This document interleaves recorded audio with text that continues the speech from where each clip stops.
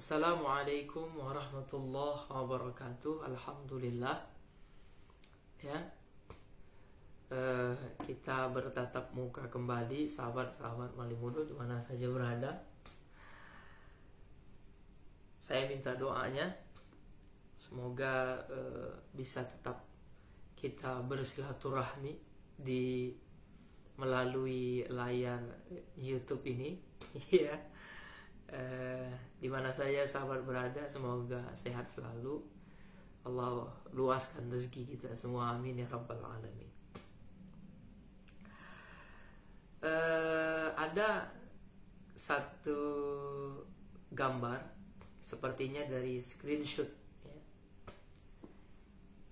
yang beberapa hari ini tersebar di Facebook, di Instagram, di Twitter. Ada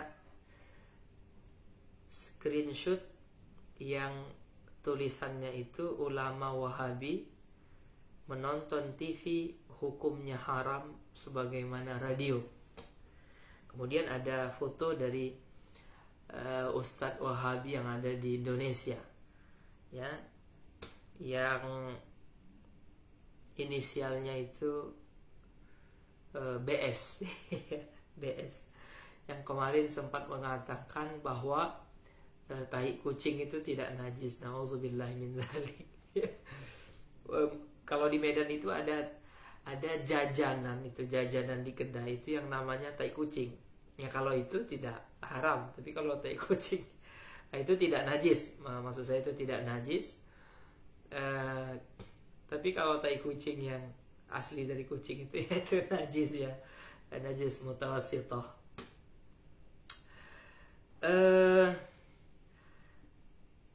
Ada pernyataan ini, ya, ini pernyataan menonton TV ya, hukumnya haram sebagaimana radio. Sebenarnya ini adalah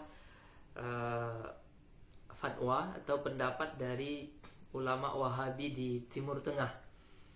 Ada seorang ulama Wahabi yang bernama Syekh Muhammad Nasiruddin Al-Albani yang berfatwa tentang haramnya televisi sebagaimana haramnya radio menurut mereka. Jadi ada ulama mereka yang sering mereka rujuk, yang sering mereka ambil fatwanya, kemudian mengharamkan televisi, mengharamkan radio, karena dianggap bahwa televisi dan radio ini tidak pernah ada di zamannya Rasulullah Sallallahu Alaihi Wasallam, sehingga masuk dalam kategori bid'ah. Setiap yang bid'ah yang tak ada zaman Nabi itu sesat. Menurut mereka semua bid'ah itu sesat. Semua yang tak ada zaman Nabi itu sesat. Dan setiap yang sesat itu tempatnya di neraka. Kemudian yang anehnya, hal ini berbanding terbalik dengan orang-orang Wahabi.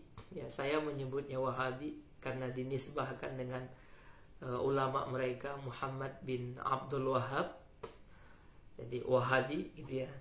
Tapi belakangan Wahabi di Indonesia itu tidak mau disebut Wahabi, karena memang ulama-ulama mazhab itu sudah mengeluarkan fatwa tentang Wahabi ini termasuk dalam kelompok Khawarij, kelompok yang gemar mengkafirkan orang, menyesatkan orang. Dan ini bukan ciri-ciri daripada Ahlus Sunnah wal Jamaah. Jadi karena sudah rusaknya citra daripada nama Wahabi, akhirnya Wahabi di Indonesia itu menyebut diri mereka dengan Salafi atau Salaf, yakni pengikut daripada generasi salaf. Jelas ini adalah pernyataan yang bohong, ya, dan ini hanya hanya promosi mereka lah kepada masyarakat agar seolah-olah mereka itu benar sebagai pengikut salafus salih, ya, generasi salaf, yakni generasi abad pertama, abad kedua, dan abad ketiga. Dari mana kita memandang bahwa Wahabi itu yang ada di Indonesia itu berbanding terbalik dengan fatwa daripada ulamanya di Timur Tengah yang mengharamkan televisi dan radio. Kita boleh lihat bahwa salafi atau silafi atau wahabi yang ada di Indonesia itu justru gencar berdakwah melalui televisi yang diharamkan oleh Syekh Nasiruddin Al-Albani tadi. Mereka gencar berdakwah melalui radio yang sudah diharamkan oleh ulamanya Syekh Nasiruddin Al-Albani. Kita kenal ada Roja TV, ada Radio Roja yang kita tahu di dalamnya itu diisi oleh ustadz salafi atau ustadz wahabi ya. Termasuk si BS tadi yang mengisi di Raja TV. Ya, mereka gencar berdakwah melalui televisi, menyebarkan dakwah mereka, dakwah tentang Allah yang mereka anggap Allah itu bertempat seperti makhluk ya. Yang ini sangat menyalahi daripada akidahnya Ahlus Sunnah wal Jamaah. Mereka mentajasimkan Allah Subhanahu wa taala, menganggap Allah itu memiliki muka, memiliki tangan, dan ini juga sangat menyimpang daripada ajaran Ahlus Sunnah wal Jamaah, karena Allah itu tidak memiliki sifat sebagaimana sifat makhluk, termasuk berbentuk, bertempat dan lain sebagainya. Mereka ya, Wahabi yang ada di Indonesia ini tidak merujuk kepada fatwa ulamanya yang mengharamkan televisi karena dianggap itu bid'ah, tidak pernah ada di zaman Nabi. Ini menunjukkan bahwa Wahabi yang di Indonesia itu tidak konsisten dengan pola pikir mereka yang menganggap bahwa segala sesuatu yang baru yang tidak ada di zaman Nabi itu adalah sesat dan tiap yang sesat itu di neraka. Tapi nanti ketika kita berdiskusi dan berdialog dengan orang-orang Wahabi, mereka akan mengatakan bahwa televisi ini bukan bagian dari agama. Jadi yang dianggap bid'ah oleh ulama mereka, atau mereka suka ngeles ya dengan pendapat bahwa yang bid'ah itu hanya sesuatu yang seputar atau masuk dalam masalah-masalah agama. Sedangkan hal-hal yang sifatnya teknologi, perkembangan dunia dan lain sebagainya, itu mereka anggap bahwa itu tidak masuk dalam kategori hadis di mana Rasulullah SAW mengatakan bahwa tiap-tiap yang bid'ah itu sesat. Jadi masalah teknologi, perkembangan dunia itu tidak masuk dalam kategori hadis tersebut. Jadi memang ini sudah menjadi kebiasaan Wahabi ya. Mereka itu menyesatkan sesuatu atau membid'ahkan sesuatu hanya terhadap hal-hal yang sebenarnya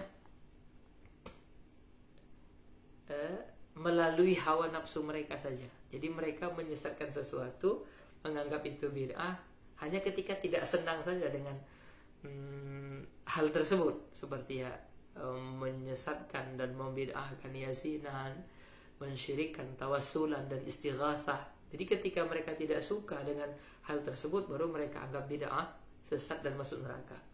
Tapi terhadap hal-hal yang mereka perlu dengan itu, seperti televisi dan lain sebagainya, maka ini tidak mereka anggap bid'ah sesuai dengan apa yang disabdakan oleh Rasulullah Sallallahu Alaihi Wasallam. Padahal ulamanya sendiri sudah menganggap bahwa ini sesat, bid'ah, dan haram untuk digunakan. Jadi terkadang untuk membahas ini kita itu perlu banyak tertawa. Perlu banyak tertawa, artinya melihat ketidakkonsistenan orang-orang Wahabi di dalam menghukumi sesuatu apakah bid'ah atau tidak bid'ah. Jadi selalu saja mereka ngeles bahwa televisi misalnya atau sepeda motor. Kita kan sering mengatakan kalau memang semua yang tidak ada di zaman Nabi itu dianggap bid'ah, sesat, masuk neraka. Kenapa orang Wahabi pakai mobil, pakai sepeda motor? Mereka akan ngeles bahwa ini masalah-masalah bukan masalah agama, ini masalah-masalah dunia. Selalu akan ngeles begitu. Jadi bagaimana para ulama kita membahas masalah hukum televisi? Jadi televisi ini bukanlah satu barang yang diharamkan ya, secara zatnya ya, bendanya itu tidak diharamkan. Ketiadaan televisi di zaman Rasulullah SAW bukan kemudian menjadikan dia sebagai sesuatu yang harus ditolak, dianggap haram ya, karena zatnya, karena bendanya. Adapun kemudian ketika kita menonton televisi ada tayangan-tayangan yang diharamkan dalam ajaran Islam, maka keharamannya ini bersifat aridi, bersifat mendatang. Jadi tayangannya itu yang haram, bukan televisinya ya. Jadi jangan karena tayangannya kemudian televisinya jadi diharamkan.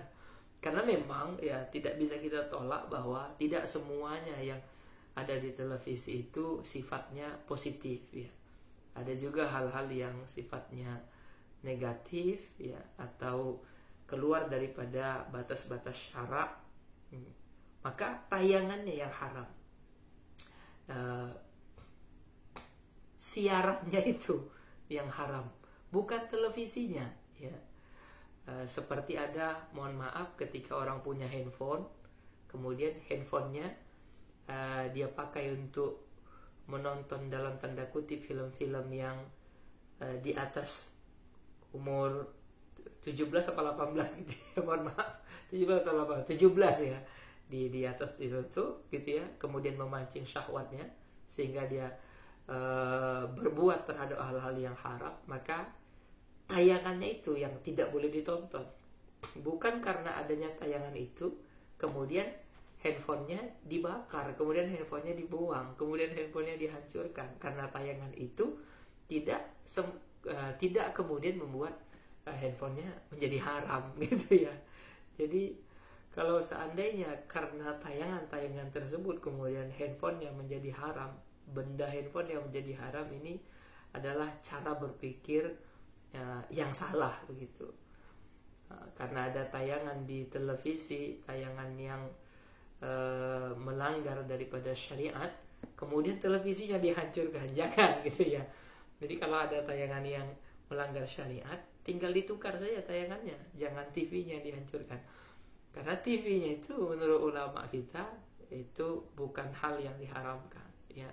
Adapun kemudian tayangan-tayangan yang melanggar batas syariat itu sifatnya aridi ya, haramnya aridi, haramnya mendatang, tayangannya bukan televisinya. Salam dari Malimudo. Mohon doanya sekali lagi, kita doakan kiai-kiai kita, ulama-ulama kita sehat selalu.